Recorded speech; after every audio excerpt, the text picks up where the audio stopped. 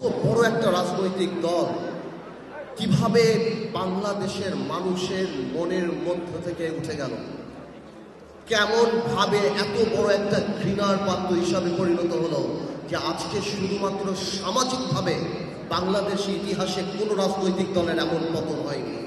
তার মানে কি পরিমাণ অপরাধ না করে থাকলে, কি পরিমাণ আমানত খেয়ানত না করে থাকলে একটা রাজনৈতিক দল যার এত বর্ণাঢ্য ইতিহাস ছিল সে মানুষের মন থেকে যে উঠে গিয়েছে।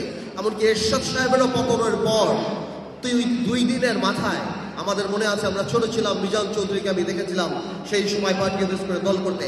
আজকে 10 মাস আওয়ামী লীগ একটা মুরগির খোপ পায় নাই যেখানে বের হয়ে বলবে যে আমরা আওয়ামী লীগ। এইটা কোনো রাজনীতি না, এইটা আন্দোলন, এটা আল্লাহ নারাজ হয়ে যায়।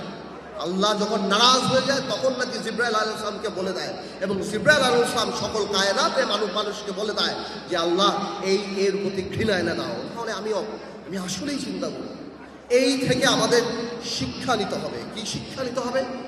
আগামীতে যদি আল্লাহ তাআলা আমাদেরকে দায়িত্ব দেয়, যাদেরকে দায়িত্ব দেবে, আমাদের আওয়ামী লীগের এই বইটা হাতের সামনে রাখতে হবে, যাতে আমরা জীবনে যাই করি আওয়ামী লীগের মতো মানুষের হৃদয় থেকে উঠে না যায়।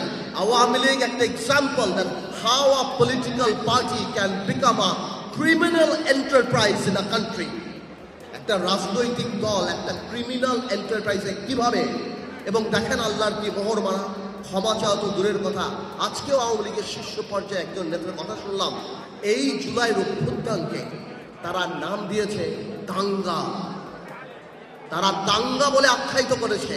এটা মানে কি, এই যে মনে আছে যখন আবু সাইদকে গুলি করা হয়েছিল, বলেছিল তারা ড্রাগ এডিক্ট। তার মানে আমাদের এই অর্জন, আমাদের যে স্বাধীনতা, তাদের যে পরাজয়টা, এটা তারা এখনো মেনে নিতে পারছে না।